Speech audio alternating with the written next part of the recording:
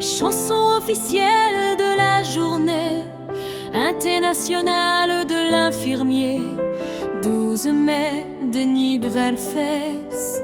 Sous le patronage de Casimir Ondonda, organisé à Hôpital de Longilly, production sonore. C'est avec un immense honneur et un réel plaisir que je prends la parole en ce jour spécial consacré à la célébration de la Journée internationale des infirmiers, commémorée le 12 mai de chaque année. Permettez-moi, mesdames et messieurs, de citer un sage. Là où les besoins sont présents, il faut des personnes pour les combler. Autrement dit, à l'hôpital, là où il y a des malades, il faut des infirmiers pour en prendre soin. Les initiatives. Un bon infirmier, c'est celui qui juge, qui entreprend. L'infirmier, ce n'est pas seulement celui qui danse. Ce jour 12 mai, c'est la 69e anniversaire de la célébration de la Journée internationale des infirmiers et le 10e à l'hôpital général de Longilly marque un grand rendez-vous à la profession d'infirmière qui est un métier noble. Et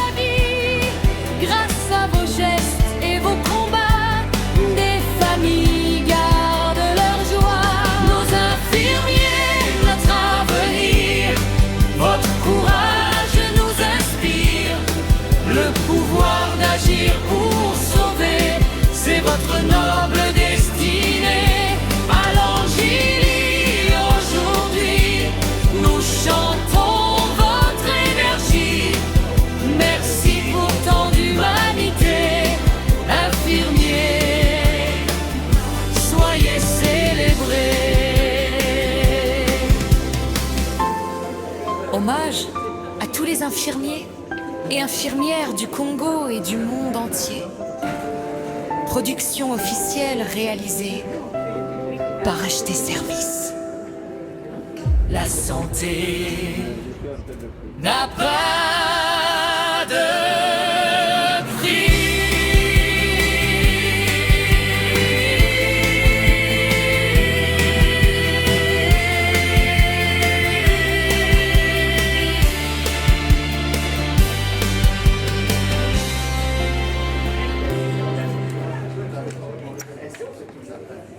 Général de Longilly, mesdames et messieurs les directeurs divisionnaires, messieurs les partenaires sociaux, distingués invités, mesdames et messieurs, la journée de ce jour est consacrée à la célébration de la Journée internationale de l'infirmier. Sous le haut patronage du directeur général de l'hôpital général de Longilly, sur le thème « Nos infirmiers, notre avenir, le pouvoir d'agir des infirmiers sauve des vies ». L'activité de ce jour s'articule autour de 3 grands moments. Le premier moment, qui est la session inaugurale, communication. Ainsi, pour la session inaugurale, avant la présentation du thème inaugural, nous allons tour à tour suivre le mot de bienvenue de Monsieur le directeur des soins infirmiers, médicaux, techniques et réadaptation de l'hôpital général de Lotterie.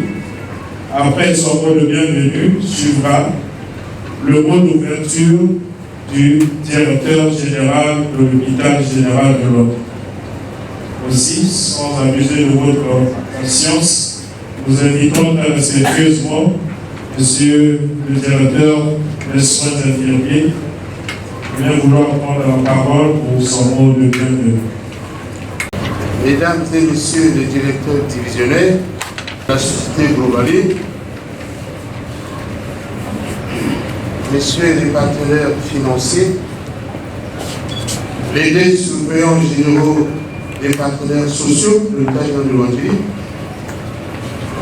Messieurs et Mesdames les coordonnateurs des soins infirmiers des services cliniques et médico-techniques, Messieurs et Mesdames les infirmiers chefs d'équipe des services cliniques, Messieurs et Mesdames les représentants des directeurs des soins infirmiers des hôpitaux,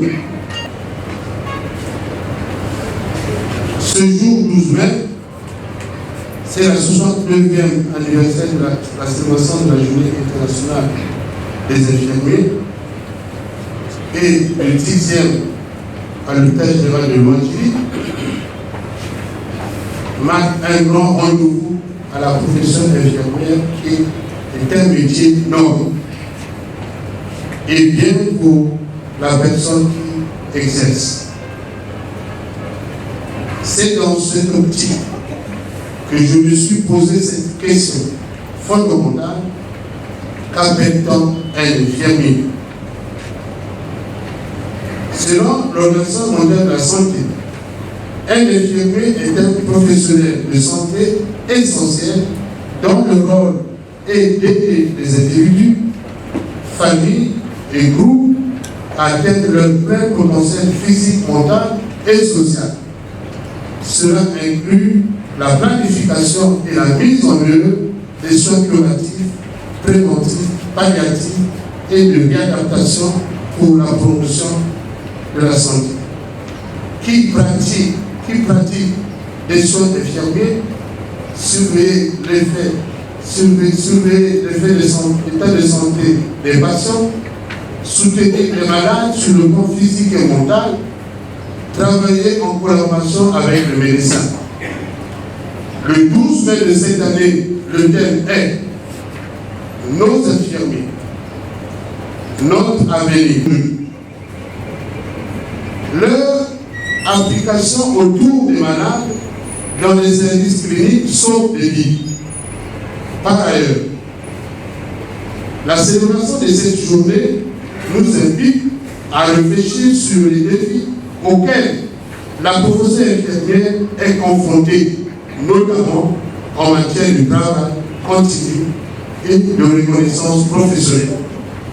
Ainsi, chers infirmiers, je formule le vœu que les échanges de cette journée scientifique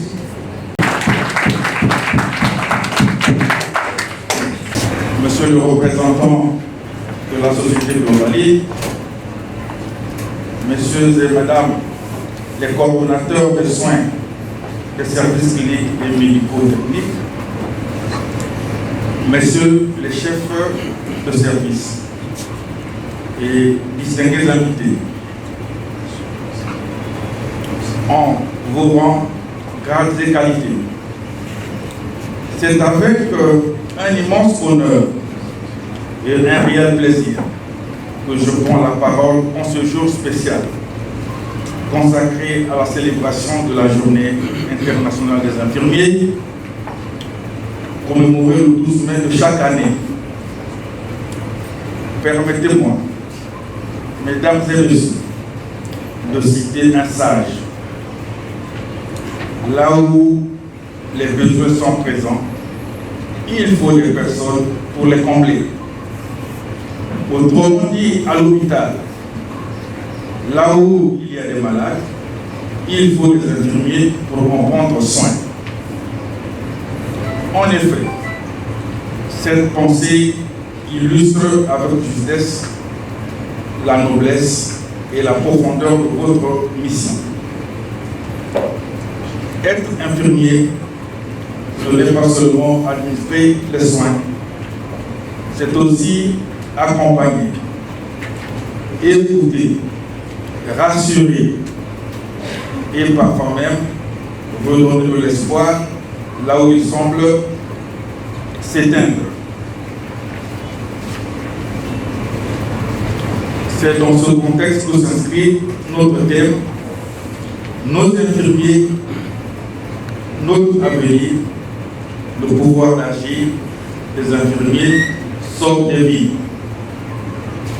Ce thème rejoint la pensée du chef de l'État, Denis Sassou Nguesso, qui ne cesse de faire des efforts pour améliorer le système sanitaire dans notre pays d'une part et les conditions de travail du personnel animant ce secteur important d'autre part.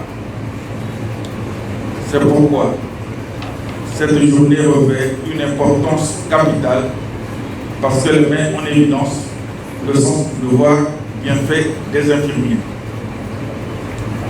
Que cette rencontre soit un moment de reconnaissance, de partage et de valorisation de notre profession. Sur ce, je vous souhaite une excellente célébration de la journée internationale des infirmiers. Je vous remercie. De la ville de Pointe-Noire, chers collègues, madame la mission diplomatique chinoise, nous avons l'honneur aujourd'hui de partager avec vous, de célébrer avec vous, d'être ensemble avec vous au sujet de cette journée célébrée par l'Organisation mondiale de la santé. Alors, avant de commencer, il faut rendre hommage à cette dame que beaucoup peut-être connaissent, d'autres non, Florence Nightingale. C'est cette dame qui est une Anglaise, née dans une famille royale. Née dans une famille royale et qui observe. Elle avait donc décidé de se lancer dans la profession médicale et avait demandé à ses parents qu'elle voulait suivre des études infirmières. Malheureusement, par rapport à son statut, par rapport à son rang social, les parents s'étaient opposés. Et tellement qu'elle tenait à cette profession, elle est donc partie en Allemagne où finalement elle a réalisé son vœu en devenant infirmière. Et c'est d'elle que part votre profession, cette dame anglaise pour laquelle nous rendons hommage. Alors, cette dame est partie, elle s'est rendue compte, après des années, il y a eu des événements en Europe où on l'avait affectée pour prendre soin. Elle s'est rendue compte qu'il y avait une guerre en Europe, les malades ne mouraient pas des plaies de blessures ou des plaies par balle, mais mouraient par infection, mouraient par... Et l'Organisation mondiale de la santé reconnaît le rôle crucial et central que jouent les infirmiers et les infirmières. Le Conseil international des infirmières a instauré en 1965 la journée mondiale de l'infirmière.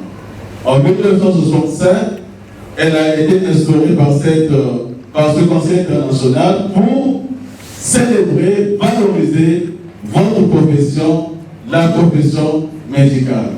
Et on l'a dit tout à l'heure, l'Organisation mondiale de la santé définit l'infirmier comme un professionnel chargé de fournir des soins, mais des soins aux personnes malades, des soins aux personnes en bonne santé. Pourquoi en bonne santé, comme disait tout homme en bonne santé est un malade qui s'ignore. Donc ce n'est pas forcément la santé physique, mais il a plusieurs types de santé et en charge des soins en surveillant les soins administrés et en respectant les prescriptions médicales en veillant à la sécurité du malade.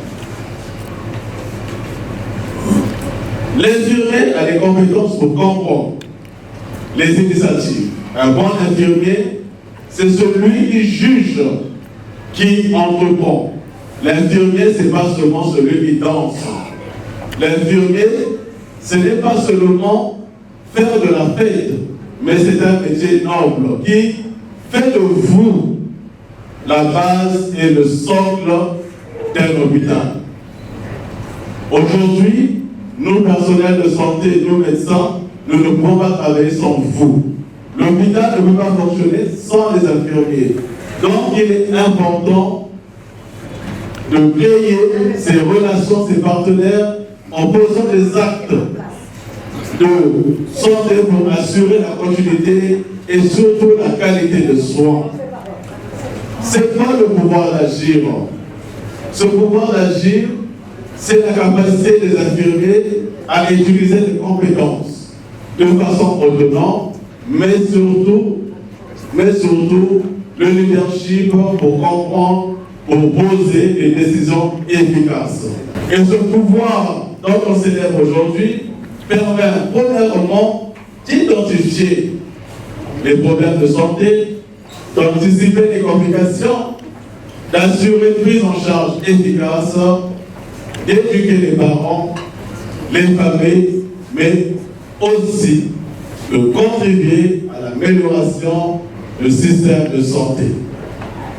Contribuer à l'amélioration du système de santé en étant un leadership, en étant un manager, comme notre manager hospitalier qui nous font cet honneur ici, le directeur général, le président cet honneur.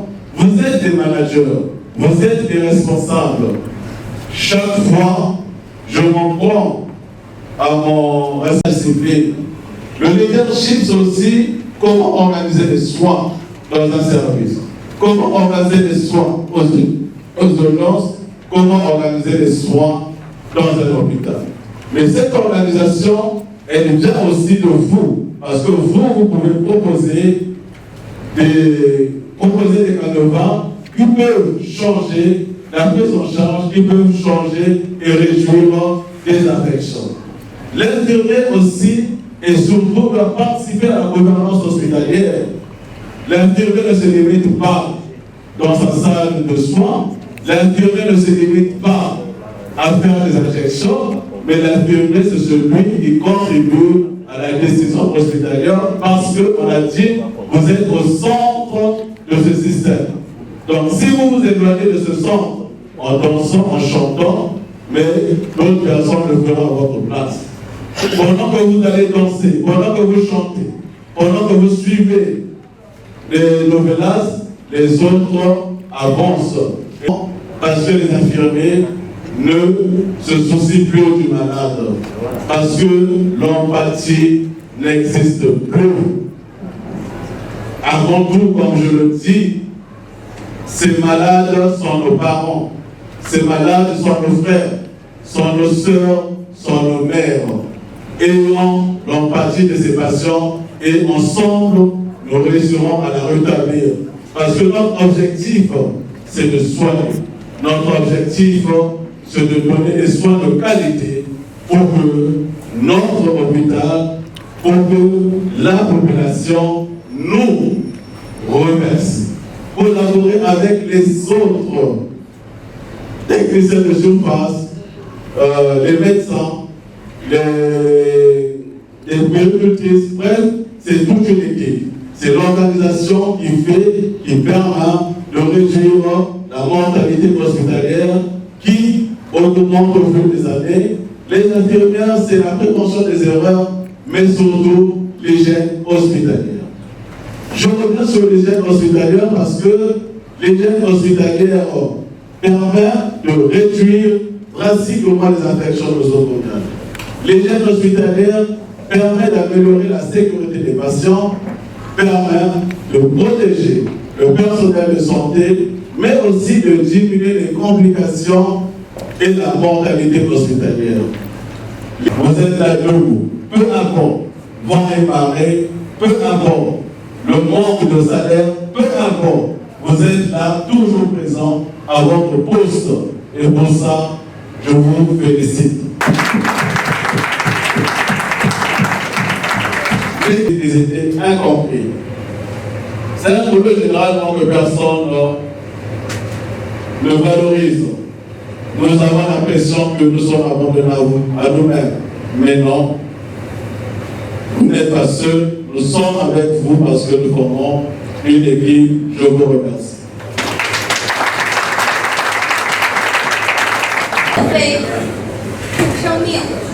Envoie de mai la chaleur humaine que nous portons sous notre blouse blanche et réchauffer l'Afrique. Les infirmières. Je suis infirmière de bloc opératoire au sein de la 32e mission médicale chinoise au Congo. Le thème de mon intervention est le suivant.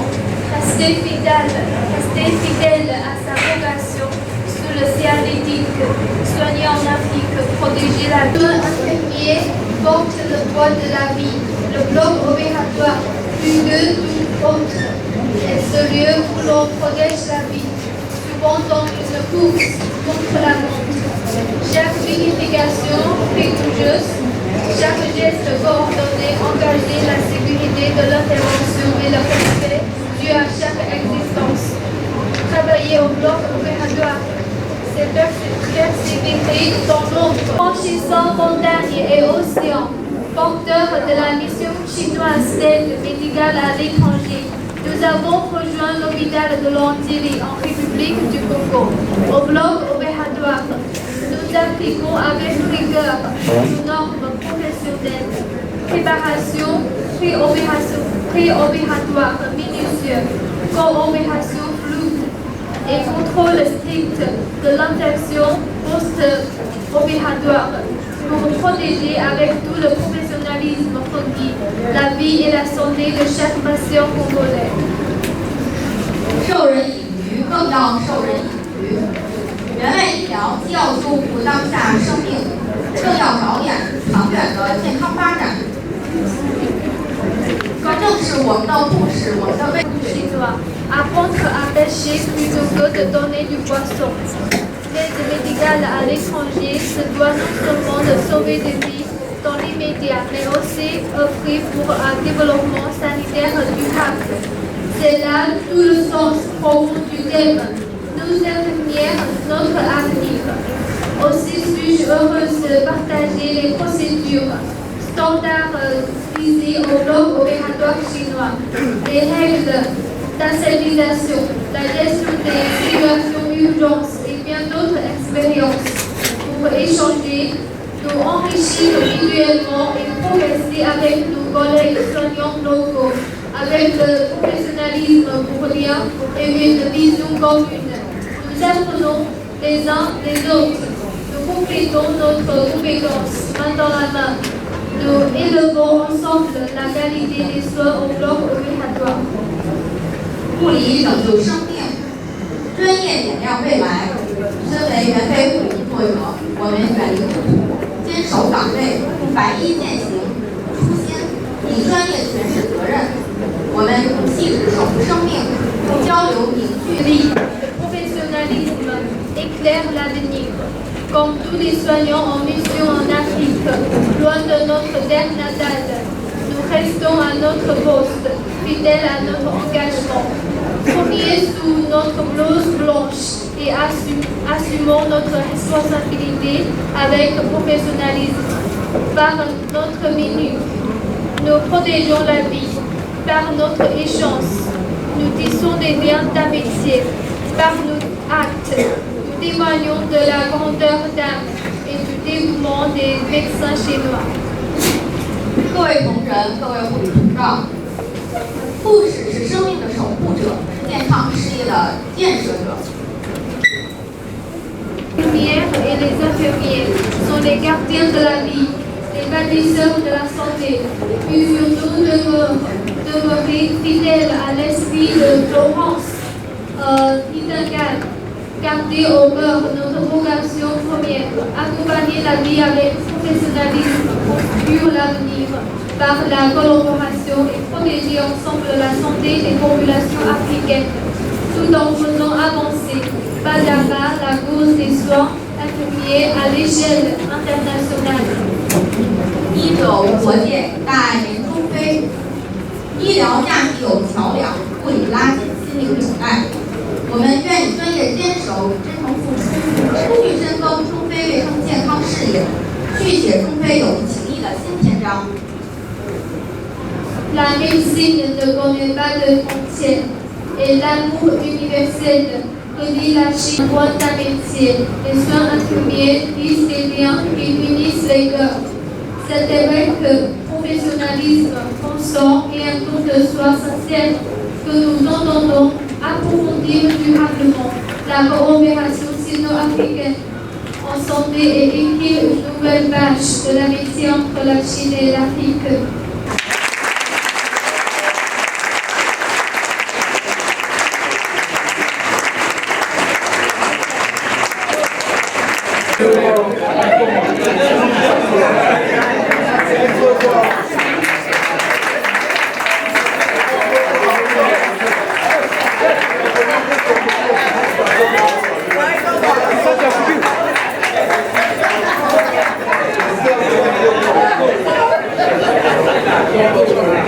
Donc cette session sera co-présidée avec Monsieur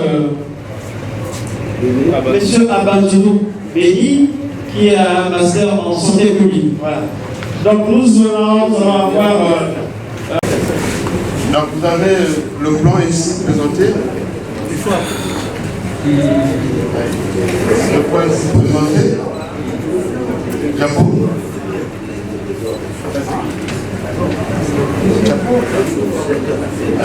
L'hôpital général de Lwandili est une structure d'excellence qui, à l'hôpital de Lwandili, nous avons 23 services cliniques et 194 lits qui se trouvent dans plusieurs structures, dans plusieurs services. Au plan de ressources humaines, comme je l'ai dit tout à l'heure, l'hôpital général de Lwandili a un effectif de 152 fonctionnaires, un effectif de 152 fonctionnaires et les contractuels nous en avons 137. Diapo. Les jeunes infirmiers sauvent des vies. Les jeunes infirmiers sauvent plus vies.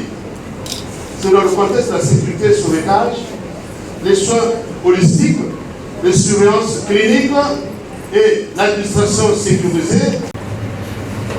Maintenir la qualité malgré les difficultés. Les infirmiers de l'hôpital général de Lwandili font face quotidiennement à des difficultés multiples. Ainsi, les défis identifiés sont chaque et qualité d'un infirmier exemplaire à l'hôpital général de Lwandili.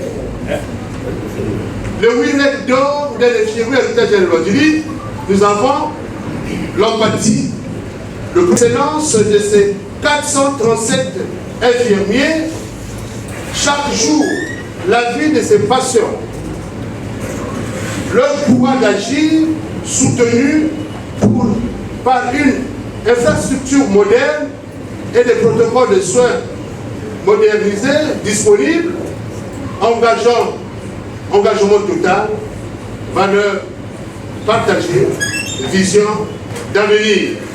C'est pour te dire le pouvoir d'agir et de sauver les vies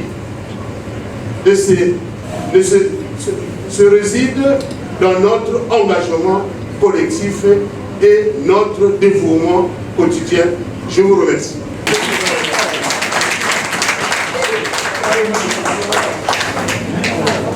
Et le pont est ici après, est présenté ici après. Diapo. En introduction, nous pouvons dire que la profession infirmière est en constante évolution, avec des responsabilités accrues et une complexité croissante des soins de santé. Mais la reconnaissance de sa compétence et sa valeur reste souvent insuffisante. D'où la valorisation de son rôle est essentielle à cause de sa nette implication dans la prise en charge du patient. Le rôle propre de l'infirmier désigne les actes réalisés en toute autonomie, sous sa responsabilité, bien différent avec le rôle d'une prescription ou d'une... La situation présente à l'Ondjili. Nous parlerons donc des missions exercées. Les infirmiers assument des tâches quotidiennes, précisément l'accueil du patient, la prise en soin, précisément nursing, les injections, les pansements, la distribution des médicaments, la surveillance des constantes. D'où la confusion des rôles, qui passe par le glissement, un excès de tâches administratives ou logistiques sur les infirmiers. Diapo.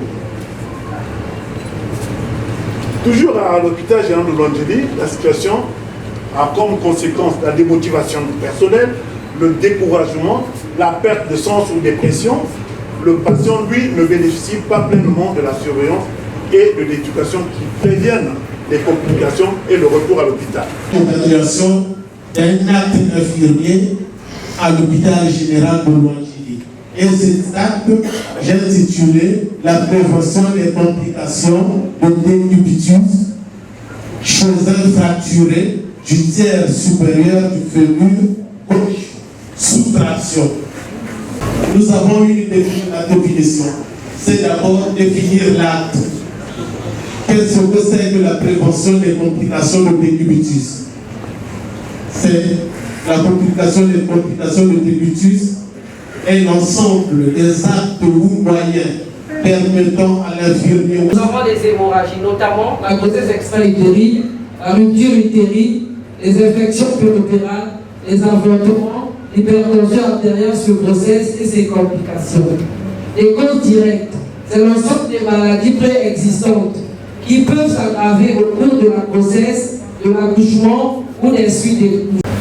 Après avoir cité les causes des décès maternels, nous avons les facteurs socio-économiques qui peuvent être considérés comme facteurs de risque des décès maternels.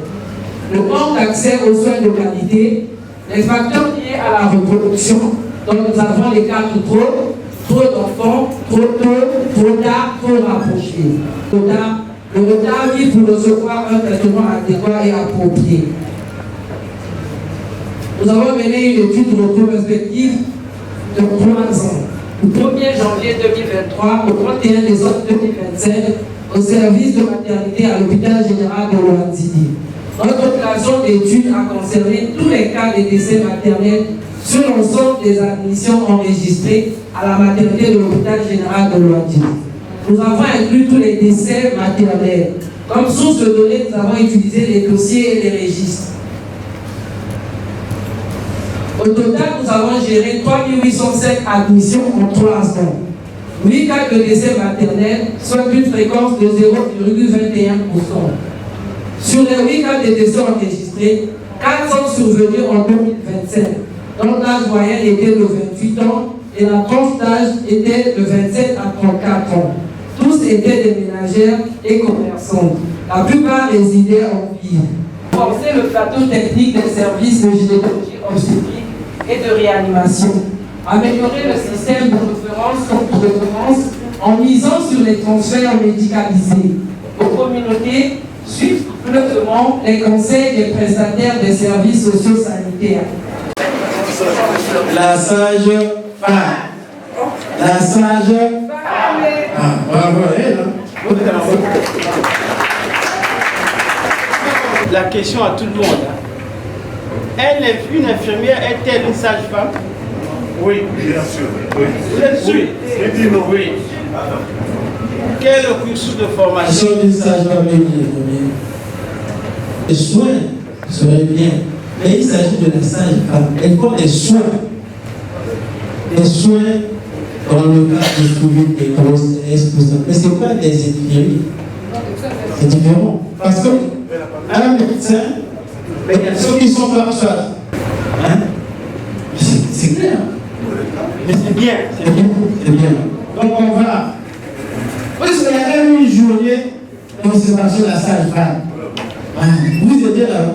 Alors, pourquoi vous voulez qu'on descende? Pour la compassion. Mais c'est bien, c'est très bien, bravo. Parce qu'il y a beaucoup d'essais. Il y a beaucoup d'essais matériels. Voilà, c'est la raison pour laquelle le gouvernement a décidé d'optiser dans le cadre de la revue mondiale. Dans la chirurgie périopératoire, en chirurgie obstétricale, en traumatologie, en neurologie et en chirurgie abdominale. Elle présente plusieurs avantages: simplicité technique, les coûts relativement faibles, la réduction des besoins d'anesthésie générale, mais aussi la diminution des complications respiratoires et une excellente qualité d'analgésie, non seulement péropératoire, mais aussi en post-opératoire. Mais dans cette technique, il se pose des problèmes majeurs. Le premier problème, c'est l'instabilité hémodynamique et l'hypotension liée au bloc sympathique. Le deuxième problème, c'est l'utilisation souvent systématique et non individualisée des adjuvants intra-échos.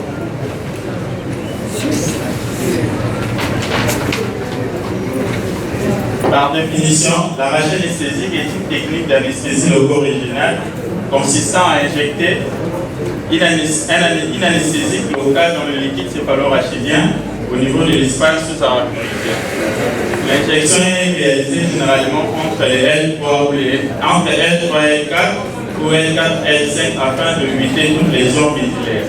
Le produit diffuse alors dans le LCR et bloque temporairement le fibre sensitif qui s'installe en premier.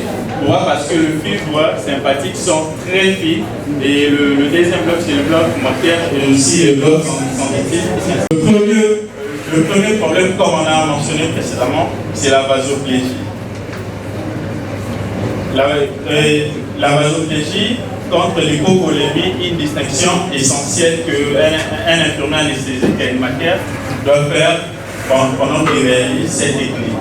L'hypotension observée sur la anesthésie ne correspond pas à une hypovolémie absolue, mais principalement à une hypovolémie relative secondaire à la vasoplégie induite par le bloc sympathique. Et l'utilisation des examinations qui n'est pas encore justifiée. Le message qui est ici, les adjuvants, c'est-à-dire les opioïdes, ne peuvent pas être individualisés. Toutes les chirurgies ne nécessitent pas la même stratégie. L'analgésie, le tumoral est essentiel.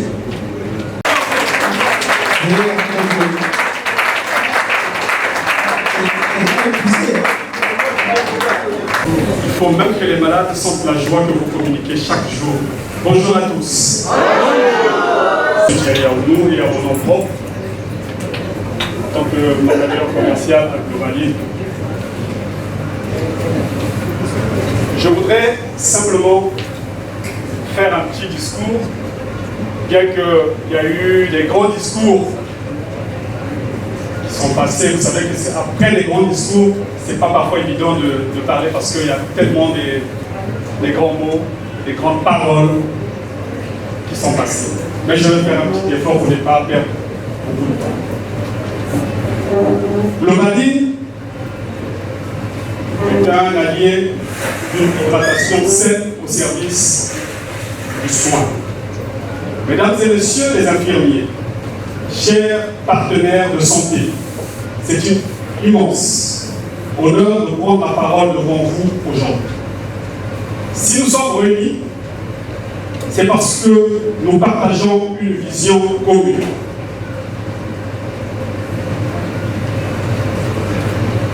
Cette vision, c'est le bien-être et la vitalité de nos concitoyens. Vous êtes en première ligne. Vous savez mieux que quiconque que la santé ne se joue pas seulement dans les prescriptions, mais dans les gestes vitaux et pourtant parfois négligés. L'hydratation. L'eau de source Globali n'est pas simplement une boisson. C'est une ressource que nous avons puisée et protégée avec une exigence de pureté absolue pour qu'elle devienne un outil entre vos mains. Pourquoi Globaline est-elle votre allié dans les salles de soins et au chevet des patients? Premièrement, une bulle est certifiée. Dans votre métier, la sécurité sanitaire est non négociable. Globaline est soumis à des contrôles rigoureux pour garantir une eau exemptée de pollution. Deuxièmement, c'est l'équilibre minéral optimal. Sa composition légère et équilibrée la rend adaptée à tous. Les nourrissons aux personnes âgées sont surchargés de fonctionnement rénal, ce qui est crucial pour les patients fragiles que vous accompagnez. Troisièmement, l'hydratation comme prévention. Vous combattez chaque jour la fatigue, les troubles de la concentration et les complications liées à la déshydratation. En recommandant Globaline, vous assurez à vos patients une récupération plus rapide et une meilleure hygiène de vie. Mais nous n'oublions pas votre propre rythme. Globaline n'a pas oublié votre propre rythme. Vos journées sont longues, exigeantes et physiquement éprouvantes. Pour soigner les autres, vous devez d'abord prendre soin de vous. Globaline est là pour vous accompagner durant vos gardes, pour maintenir votre énergie et votre vigilance. Nous voyons en vous les ambassadeurs de la vie saine. Globaline s'engage à rester à vos côtés en fournissant une eau de source de qualité irréprochable, car nous savons que derrière chaque bouteille ouverte, il y a un pas de plus vers une meilleure santé.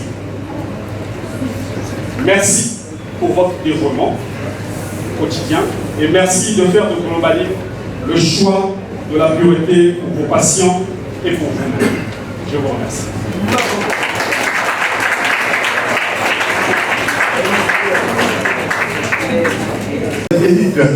La vue de couple de somanologie et la vue de couple orthopédique.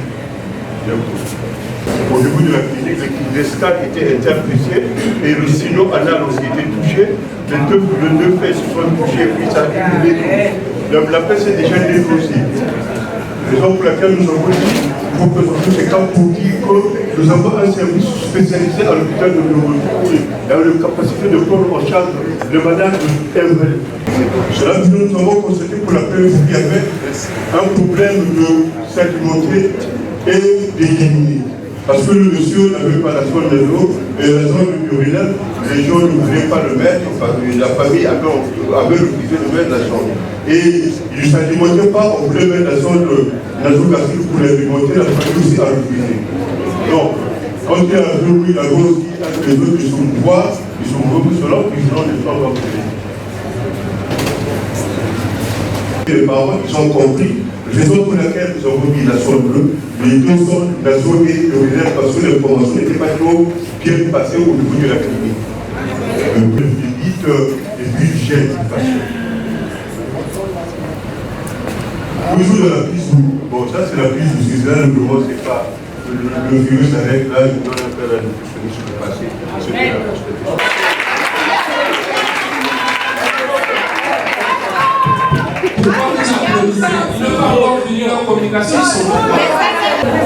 Nous continuons dans la prise en charge du patient Monsieur X arrive dans le service des nuques. Monsieur X présentait des crises de gouttes. Alors, comme il avait des problèmes, des troubles de déglutition, on a décidé de lui poser une sonde nasogastrique.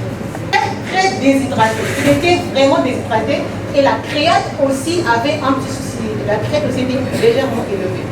À ce moment, il fallait tenir compte de tous ces paramètres pour faire la fiche alimentaire de Monsieur X. Donc, L'alimentation qui passe par la sonde doit d'abord être mixée, semi-liquide, hyper protéinée parce qu'il était dénutri, pauvre en sel, il était hyper tendu, pauvre en purine, les purines qui sont des substances qui lors de la dégradation, font augmenter le taux d'acide urique dans le sang. Donc il fallait éliminer des aliments qui contenaient des purines pour que la goutte soit aussi un peu mieux gérée. Par contre, des viandes blanches, la viande blanche comme par exemple le poulet. Mais M. X aimait beaucoup le roi, d'après le témoignage de sa femme. Et elle a demandé si M. X pouvait prendre le roi. On lui a dit, il n'y a pas de problème, ça va passer très bien, parce que ça fait partie de la viande blanche. Et même le crocodile. Les légumes autres, à part les épinards, mais aussi les poissons maigres, c'est-à-dire les poissons qui n'ont pas assez de graisse comme les barbillons, les chilondons, voilà, les bars, ce sont les poissons qu'on appelle les poissons maigres, du lait et puis une hydratation. C'est vrai, il fallait que M. X soit 50 minutes avant le repas et 50 ml d'eau après le repas, et les menus ont été élaborés. J'insiste, en tenant compte de son état de santé, en tenant compte des résultats des examens de M. X. Je vous remercie. Alors, et il est nécessaire de faire une prise en charge vraiment adaptée à cette pathologie. Bon, nous présentons monsieur, quand il est venu sur le bilan moteur, nous constatons qu'à 15 jours du constat et qu'il était venu, le constat moteur, on a constaté que c'est un malade qui présentait déjà de la spasticité, évaluée dans la spasticité étant évaluée. La spasticité n'est pas une spasticité, c'est-à-dire que la tension qui a augmenté ne bloquait pas totalement son articulation, il avait un peu de mobilité, mais ça va augmenter, donc on avait évalué par le score, on a fait le score d'Arthur à niveau 2.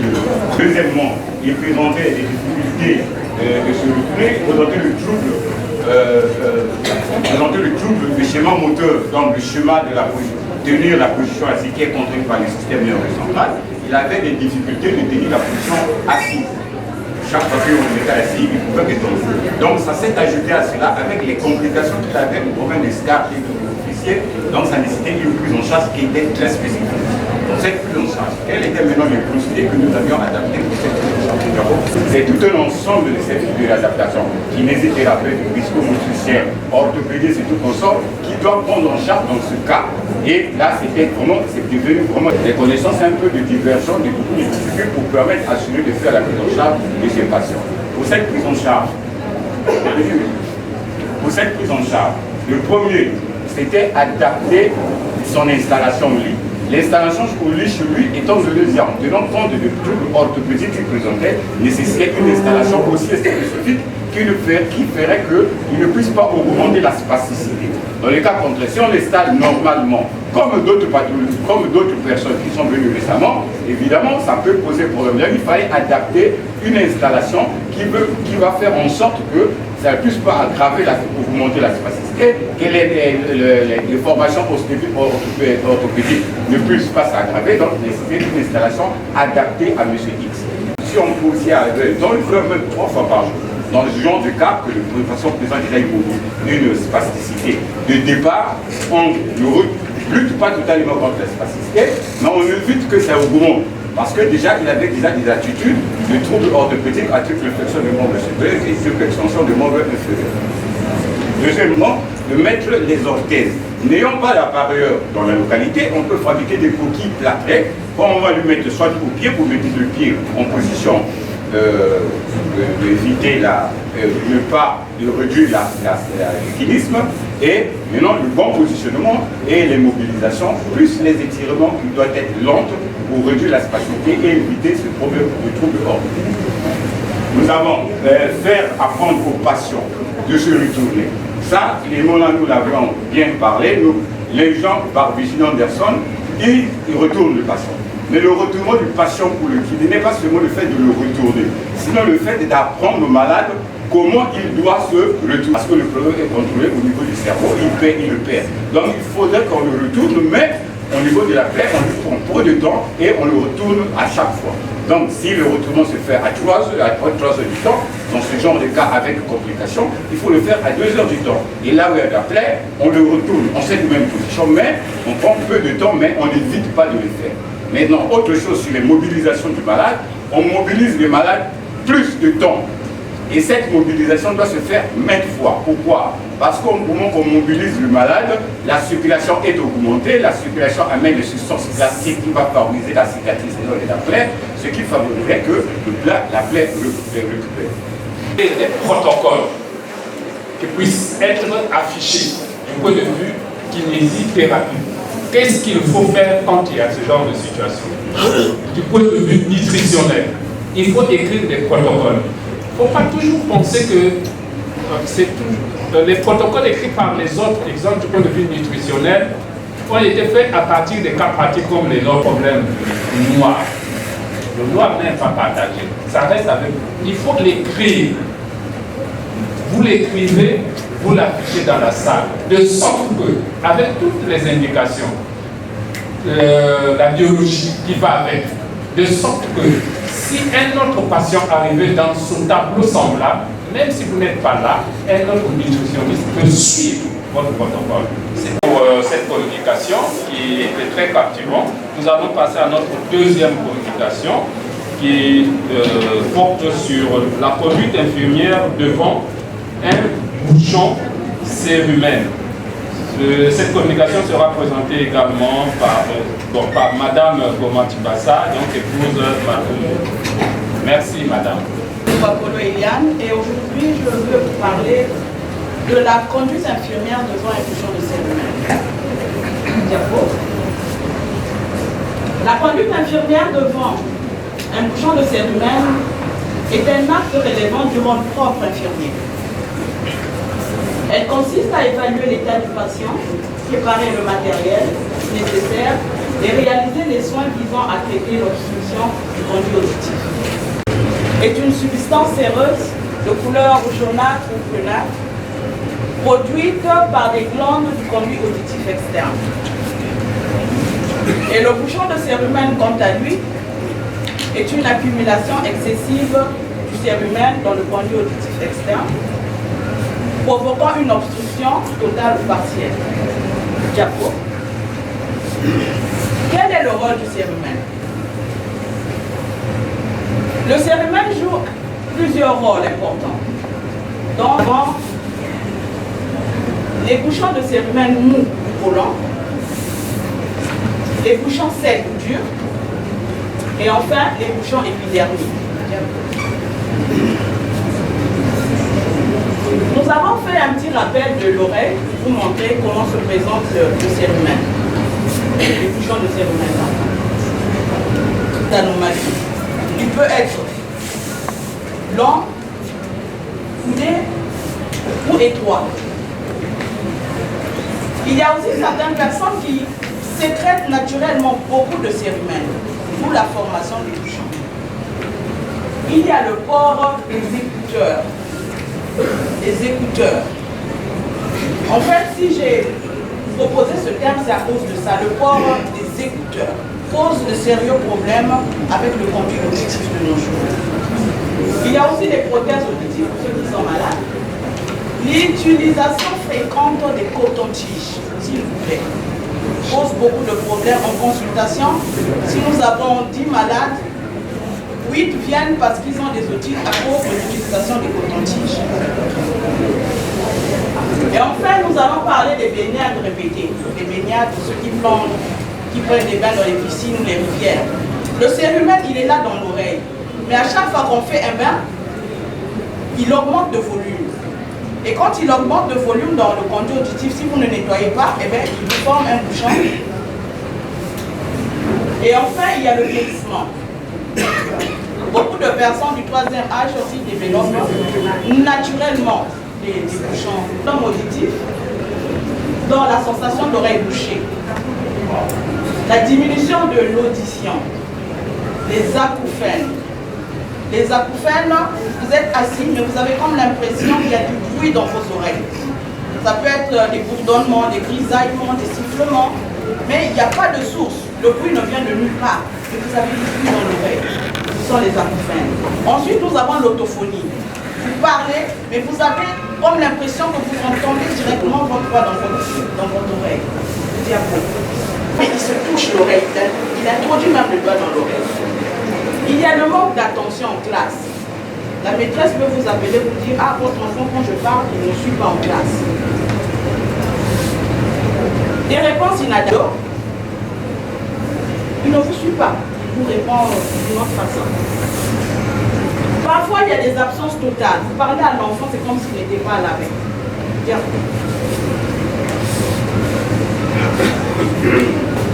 Il y a lieu de signaler que le diagnostic du bouchon de cérumen ne se fait qu'à l'autoscopie. Et l'autoscopie veut dire avoir de la lumière. Or, en ORL, on ne peut faire aucun diagnostic sans la lumière. Donc, après notre otoscopie, nous devons préparer le malade. Quand nous constatons que nous avons un bouchon de cérumen dur, nous prescrivons un céruménolytique pour ramollir le bouchon. Et cela, un bain d'oreille 2 à 3 fois par jour pendant 3 à 7 jours, quand le bouchon est dur. Et quand le bouchon n'est pas dur, comme nous avons parlé en amont des bouchons mous ou collants, on peut faire une aspiration, quand on a un aspirateur ou un micro-aspirateur. Le matériel nécessaire, comment enlever le bouchon de cérumen? Pour enlever le bouchon de cérumen, nous avons besoin d'une lampe frontale ou otoscope, comme je vous ai dit, sans lumière, pas de soins en ORL, pas de soins otologiques. Donc, nous avons besoin de notre lampe ou d'un otoscope, d'un plateau contenant un spéculum auriculaire et des micropinces. Parmi la réalisation du soin. Pour laver une oreille, il faut prendre la précaution de bien installer d'abord son patient. On installe le patient, on effectue un lavage de main pour éviter de contaminer le patient. On réalise une otoscopie de contrôle. Pourquoi? Parce que quand on prescrit les céruménolytiques, il y a des bouchons qui tombent. Et on a le risque d'aller perforer le tympan si on n'a pas vérifié. C'est pour ça qu'il faut toujours faire une otoscopie avant le lavage. Quand il n'y a plus de bouchon, Dieu merci, on laisse. Mais quand le bouchon est là, à ce moment-là, on continue. Protéger le patient avec une alaise. Et quand on lave l'oreille, on se place du côté de l'oreille à la perforation du tympan qui est quelquefois due à nos mauvaises habitudes. Il y a aussi la présence des tubes transtympaniques. Quand il y a un tube transtympanique ou un yo-yo, on ne lave pas l'oreille. Des maladies de l'oreille associées à des vertiges, la présence des corps étrangers végétaux ou organiques. Quand il y a un corps étranger végétal comme l'arachide ou le haricot, on ne lave pas l'oreille. Parce qu'il va gonfler, augmenter le volume et en fait, on aura beaucoup de difficultés de sortir du conduit auditif. Et les corps organiques, quant à eux, quand vous lavez, s'il est tranchant, eh bien, il va vous blesser ou blesser le conduit auditif. Conseil de prévention. Pour prévenir la formation des bouchons de cérumen, il est recommandé d'éviter l'utilisation des cotons-tiges. C'est un grand problème et les gens généralement acceptent difficilement. La façon de la perforation du tympan qui est quelquefois due à nos mauvaises habitudes. Il y a aussi la présence des tubes transtympaniques. Quand il y a un tube transtympanique ou un yo-yo, on ne lave pas l'oreille. Des maladies de l'oreille associées à des vertiges, la présence des corps étrangers végétaux ou organiques. Quand il y a un corps étranger végétal comme l'arachide ou le haricot, on ne lave pas l'oreille. Parce qu'il va gonfler, augmenter le volume et en fait, on aura beaucoup de difficultés de sortir du conduit auditif. Et les corps organiques, quant à eux, quand vous lavez, s'il est tranchant, eh bien, il va vous blesser ou blesser le conduit auditif. Conseil de prévention. Pour prévenir la formation des bouchons de cérumen, il est recommandé d'éviter l'utilisation des cotons-tiges. C'est un grand problème et les gens généralement acceptent difficilement. Nous allons sans plus tarder inviter notre troisième orateur qui va nous parler des accidents d'exposition au sang dans le service des UMC à l'hôpital général de Loindini. Je me présente, je suis M.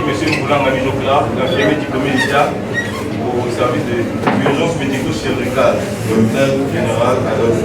Excusez-moi, docteur général de Londini. Mon thème aujourd'hui s'intitule Accident d'exposition au sexe. Tout de suite, Jaco.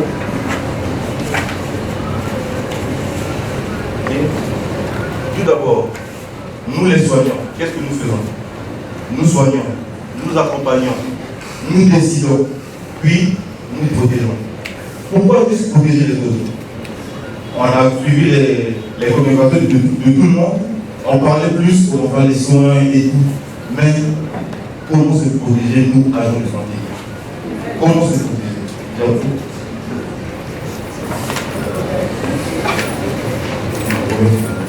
D'après les études de la CIA, CIPA 2022, 56 000 cas d'accidents d'exposition aux humoristes sont toujours en Afrique. D'accord.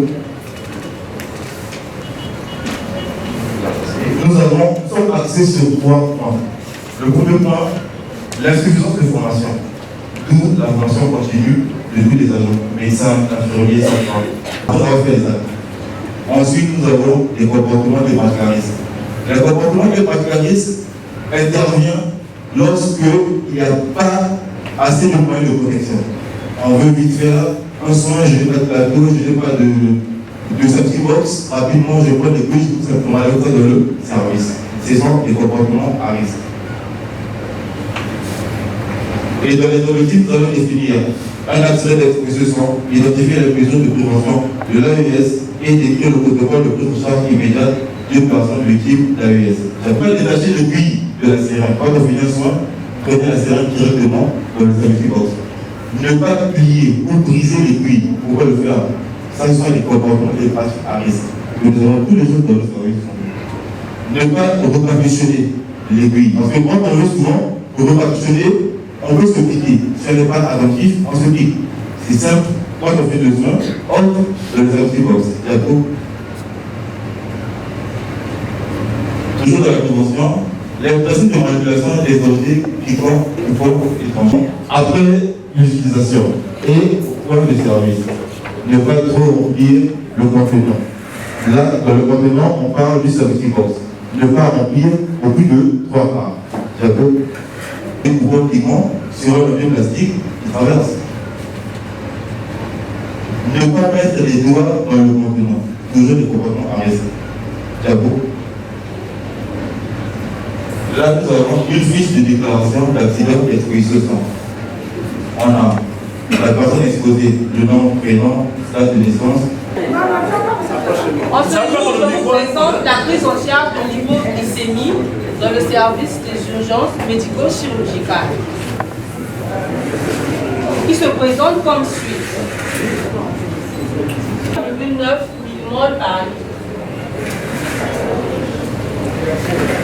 Sur ce, nous devons connaître le seuil de l'hypoglycémie. L'hypoglycémie sévère, inférieure à 0,40 g par litre. Le coma,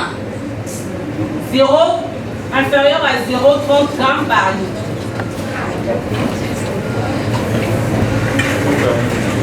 Hypoglycémie capillaire immédiate. L'infirmière doit prendre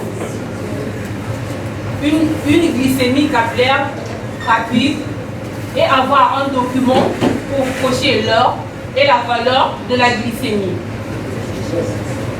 Ici, l'infirmière doit évaluer le niveau de conscience du patient, si le patient répond bien aux questions verbales, s'il peut avaler. Et puis, l'infirmière doit prendre plutôt les constantes vitales, la fréquence cardiaque, la pression artérielle, la saturation, la fréquence respiratoire, la température, et au cas où elle constatait quelque chose de grave ou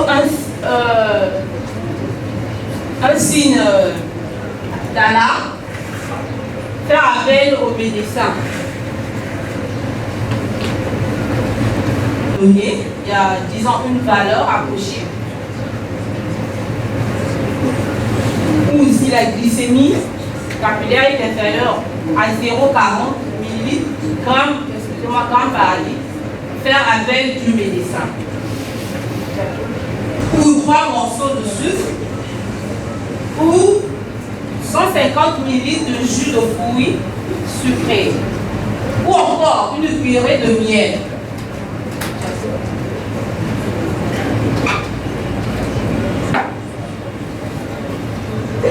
Tant que vous, en tant que coordonnateur de soins, vous ne mettez pas en place ce qu'on appelle les POS, donc les procédures opérationnelles standardisées, ce serait très difficile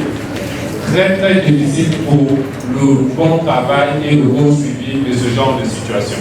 Le travail des coordonnateurs de soins n'est pas d'être dans le bureau seulement, de dicter, de blâmer et autres, mais de former. Et pour former, on reconnaît un chef, c'est quand il donne l'orientation.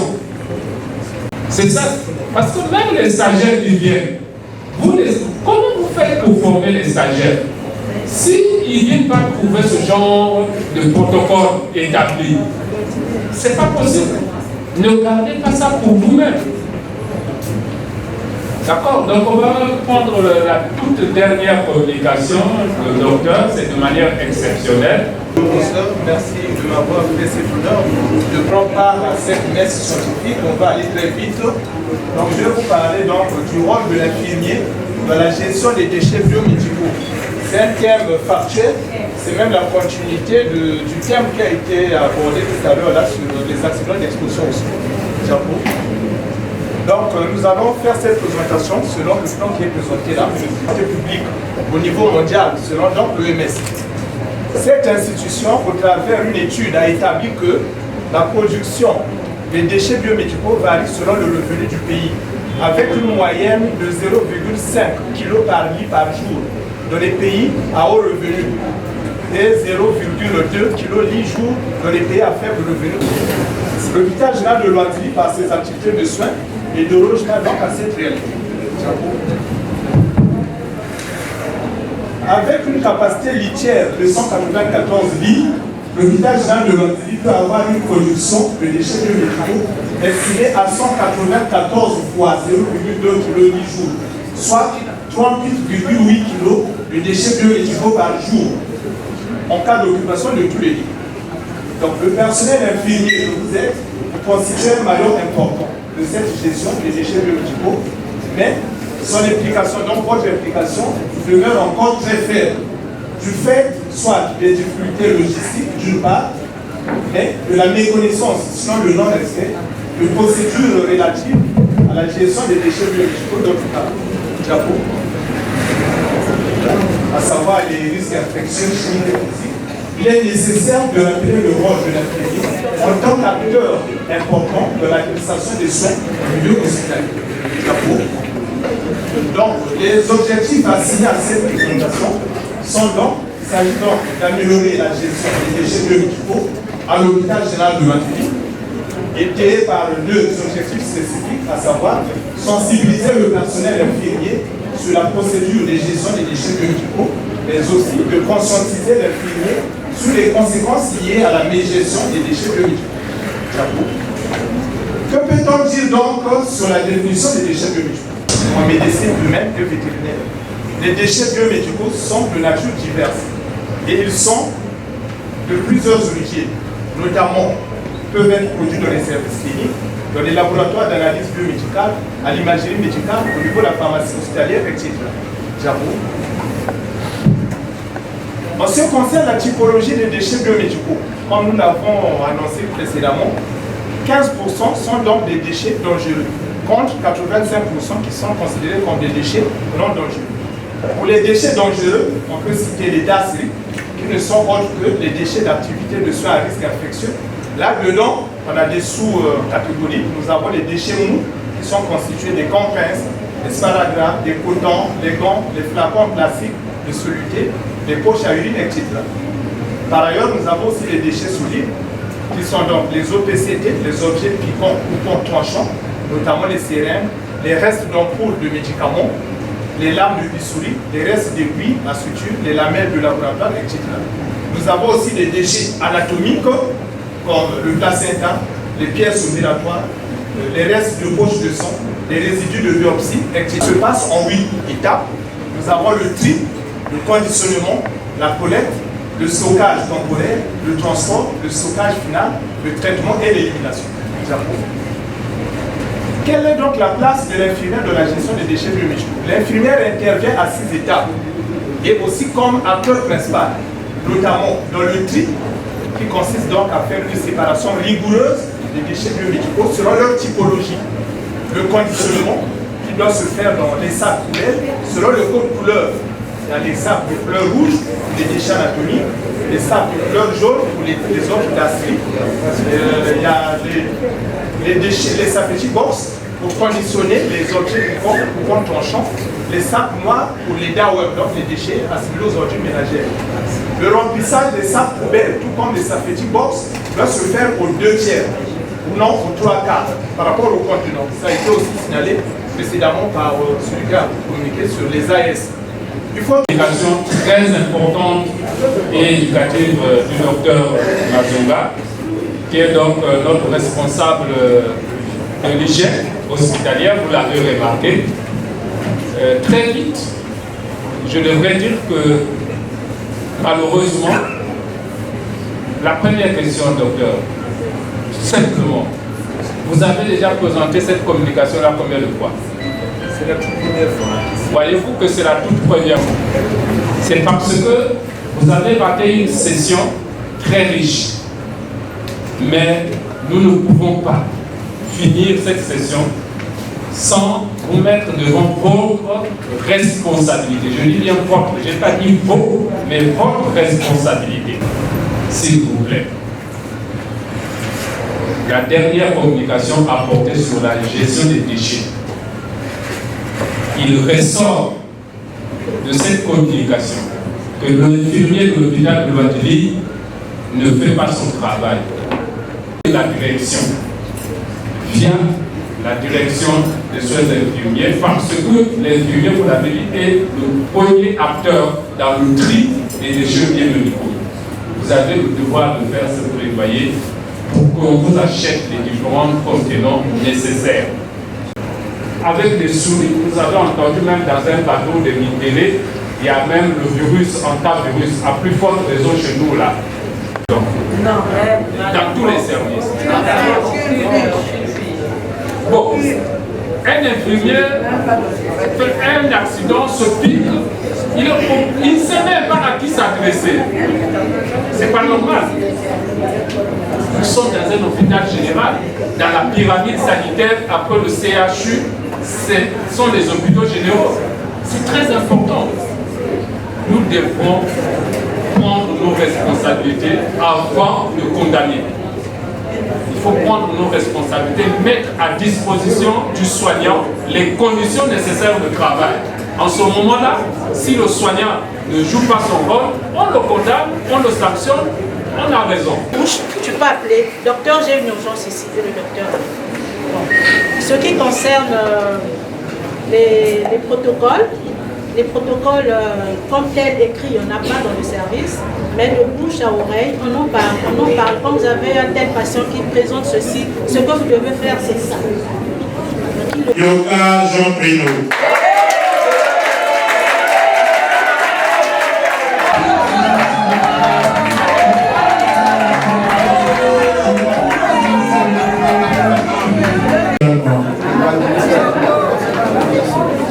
Zumba Rachel.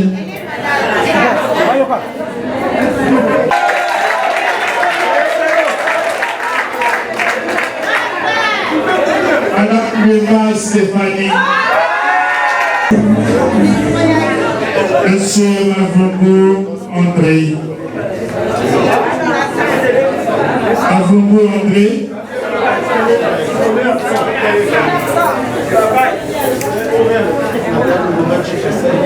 Madame Goma Chibassa Eliane.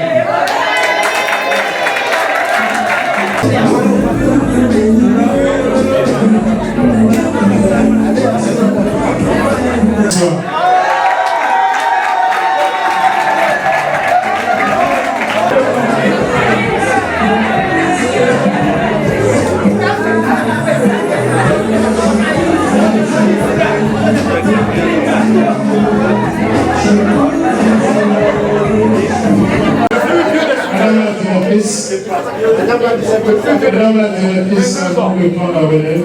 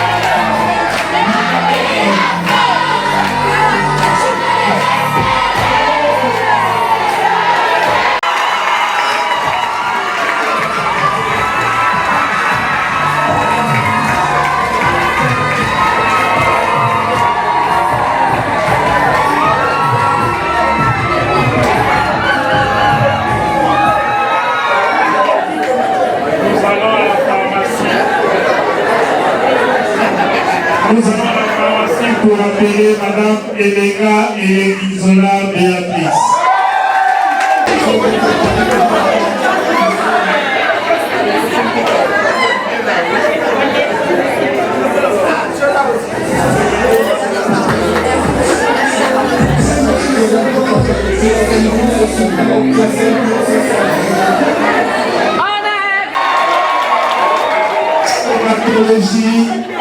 Monsieur Pivi Mouélé,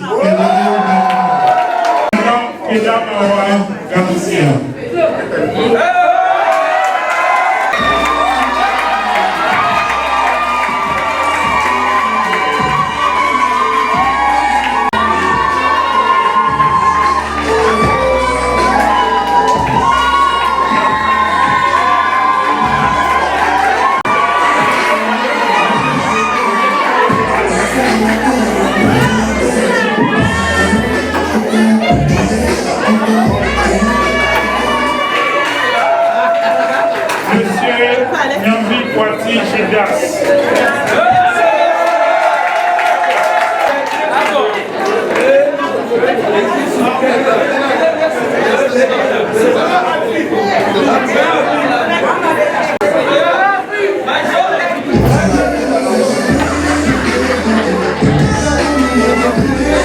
Radio, Monsieur Kibida Koumbi Jules, modèle.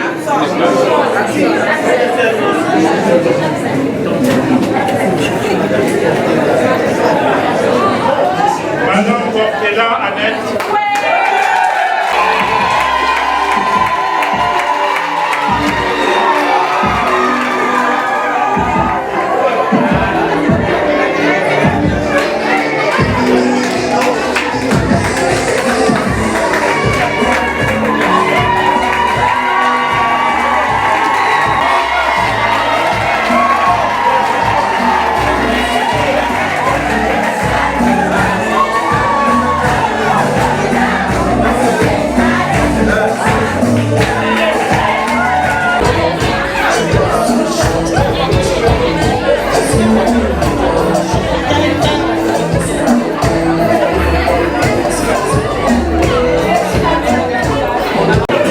Monsieur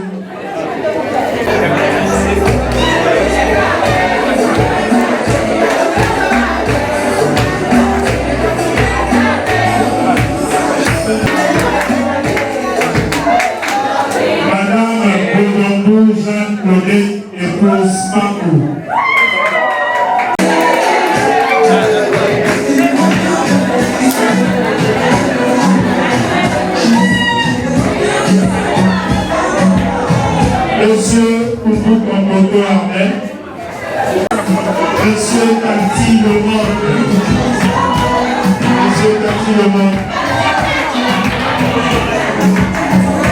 Monsieur Bébé Alain Rognard,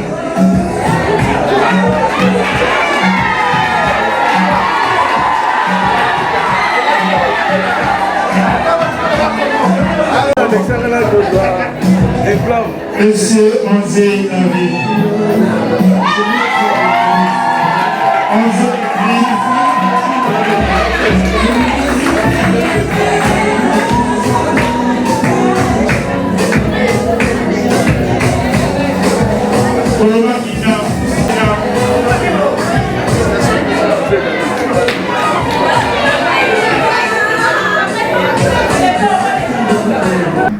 Nous avons appris sur nos compétences, sur nos faiblesses, c'est qu'au sortir de ces journées scientifiques, nous devons tous nous engager à changer de comportement, que l'infirmier qui sort de cette salle doit valoriser, doit pratiquer tout ce que nous avons dit ici. Ainsi, je déclare au nom du directeur général de l'hôpital général Londji, qui est empêché pour les raisons de service, clôt les journées scientifiques des sciences infirmières de 2026. Je vous remercie. De l'infirmier, 12 mai, Denis Belfès. Sous le patronage de Casimir Ondonda, organisé à Hôpital de Longilly, production sonore. Dans les couloirs du matin, une lumière veille sans fin, des mains qui soulagent la douleur, des voix qui redonnent le bonheur. Jour et nuit auprès des malades, avec courage sans barricade, ils portent l'espoir dans leur blouse blanche, comme un soleil qui jamais ne flanche. Nos infirmiers, notre avenir, vous faites renaître les sourires. Par votre force et votre dévouement, vous sauvez des vies chaque instant. Le pouvoir d'agir, le cœur pour servir, toujours prêt à nous soutenir. Le 12 mai, nous vous honorons, infirmiers, nous vous célébrons. Quand la souffrance veut parler, vous êtes là pour assurer. Avec patience et humanité, vous rendez la vie plus apaisée. Sous le regard du docteur Ondonda, l'hôpital avance pas à pas pour une santé pleine d'espérance et un peuple vivant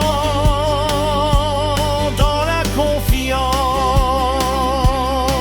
La santé n'a pas de prix, elle est le trésor de la vie.